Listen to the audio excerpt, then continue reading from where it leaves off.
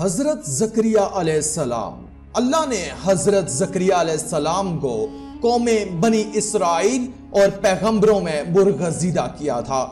آپ اللہ تعالیٰ کے معزز اور جلیل القدر پیغمبر ہیں۔ ایک روایت میں ہے کہ حضرت زکریا علیہ السلام حضرت داؤد علیہ السلام کی اولاد میں سے تھے۔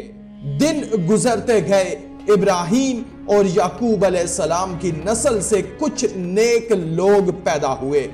ان کو آل عمران کے نام سے یاد کیا جاتا ہے۔ اللہ تعالیٰ نے سورہ آل عمران میں ارشاد فرمایا، خدا نے آدم اور نوح اور خاندان ابراہیم اور خاندان عمران کو تمام جہان کے لوگوں میں منتخب فرمایا تھا۔ ان میں سے بعض کی اولاد تھے، اور خدا سننے والا اور جاننے والا ہے۔ جس عمران کا ذکر قرآن نے کیا ہے، یہ داؤد علیہ السلام کی اولاد سے ہیں۔ زکریا علیہ السلام کی بیوی اور یحییٰ علیہ السلام کی والدہ اور مریم علیہ السلام کی والدہ حنا دونوں حقیقی بہنیں تھیں، اور زکریا علیہ السلام رشتے میں مریم علیہ السلام کے خالو تھے۔ عمران کی بیوی نے منت مانگی تھی کہ جو بچہ پیدا ہوگا اسے بیت المقدس کی خدمت میں وقف کر دیں گے۔ حضرت مریم علیہ السلام کی پیدائش کے بعد جب انہیں بیت المقدس میں لایا گیا تو ان کی کفالت کی ذمہ داری اللہ نے حضرت زکریا علیہ السلام پر ڈالی۔ حضرت زکریا علیہ السلام کی کفالت میں حضرت مریم نے بہت اچھی پرورش پائی، اور وہ نیک، بہت زیادہ عبادت گزار اور سچ بولنے والی تھی۔ سورہ آل عمران۔ تو پروردگار نے اس کو پسندیدگی کے ساتھ قبول فرمایا اور اسے اچھی طرح پرورش کیا، اور زکریا کو ان کا متکلف بنایا۔ زکریا علیہ السلام جب کبھی عبادت گاہ میں اس کے پاس جاتے تو اس کے پاس طرح طرح کا کھانا دیکھتے۔ یہ کیفیت دیکھ کر ایک دن مریم سے پوچھنے لگے کہ مریم، یہ کھانا تمہارے پاس کہاں سے آتا ہے؟ وہ بولی، خدا کے ہاں سے آتا ہے، بے شک خدا جسے چاہتا ہے بے شمار رزق دیتا ہے۔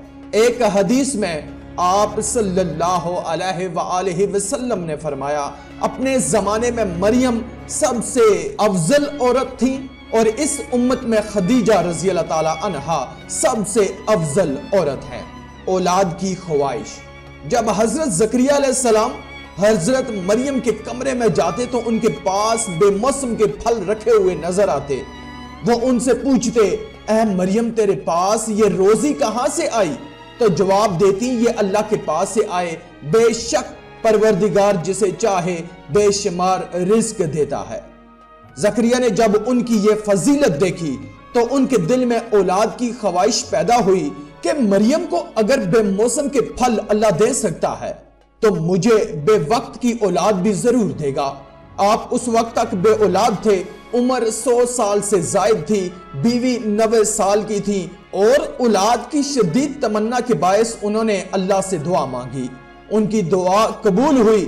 زکریا اپنے دور میں اکیلے ہی نبی تھے، ان کے دور میں کوئی اور قابل آدمی نہ تھا۔ اللہ نے ان کی پکار سن لی اور ان کو یحییٰ بخشے، اور ان کی بیوی کو ان کے حسن معاشرت کے قابل بنا دیا۔ دعا کی قبولیت اور یحییٰ علیہ السلام کی خوشخبری سنائی۔ زکریا یہ سن کر خوش بھی ہوئے اور حیران بھی، اور کہنے لگے کہ پروردگار، میرے ہاں کس طرح لڑکا ہوگا جس حال میں میری بیوی بانج ہے اور میں بڑھاپے کی انتہا کو پہنچ گیا ہوں؟ اللہ تعالیٰ نے جواب دیا، حکم ہوا کہ اسی طرح ہوگا۔ تمہارے پروردگار نے فرمایا ہے کہ مجھے یہ آسان ہے کہ میں پہلے تم کو بھی پیدا کر چکا ہوں اور تم کچھ چیز نہ تھے۔ زکریا علیہ السلام نے عرض کیا کہ اے پروردگار، ہمارے لیے کوئی نشانی مقرر فرما دیجئے۔ نشانی یہ ہے کہ تم صحیح اور سالم ہو کر 3 دن رات لوگوں سے بات نہ کر سکو گے۔ اللہ نے نشانی ظاہر کر دی۔ چنانچہ جب وہ وقت آیا کہ آپ علیہ السلام بول سکتے تھے پر وہ بول نہ پائے، اور صبح شام اللہ کی عبادت میں مصروف رہتے، یہ نشانی تھی کہ ان کے ہاں بچہ پیدا ہونے والا ہے۔ پھر وہ اپنی عبادت کے حجرے سے نکل کر اپنی قوم کے پاس آئے اور اشاروں سے کہا کہ صبح شام اپنے اللہ کو یاد کرتے رہو۔ اللہ تعالیٰ نے سورہ آل عمران میں فرمایا، وہ ابھی عبادت گاہ میں کھڑے نماز ہی پڑھ رہے تھے کہ فرشتوں نے آواز دی کہ زکریا، خدا تمہیں یحییٰ علیہ السلام کی بشارت دیتا ہے جو خدا کے فیض یعنی عیسیٰ کی تصدیق کریں گے اور سردار ہوں گے اور عورتوں سے رغبت نہ رکھنے والے اور خدا کے پیغمبر یعنی نیکوکاروں میں سے ہوں گے۔ اللہ نے انہیں یحییٰ علیہ السلام کے روپ میں انتہائی فرمانبردار، نیک، صالح، عبادت گزار اور پرہیزگار بیٹا عطا فرمایا۔ زکریا علیہ السلام اللہ تعالیٰ کا شکر بجا لائے اور قوم بنی اسرائیل کو واعظ و نصیحت کرتے رہے۔ بنی اسرائیل کی خباثت، بنی اسرائیل نے حضرت زکریا علیہ السلام کو مارنے کا قصد کیا تو آپ ان ظالموں سے بچنے کے لیے ایک درخت کے کھوکھلے تنے میں چلے گئے۔ جب وہ لوگ وہاں پہنچے تو آپ کو کہیں نہ پایا۔ اتنے میں لوگوں کے پاس شیطان آیا اور بتایا کہ جس کو آپ تلاش کر رہے ہیں وہ وہاں اس درخت کے تنے میں ہے۔ اس کے بعد آپ کو شہید کر دیا گیا۔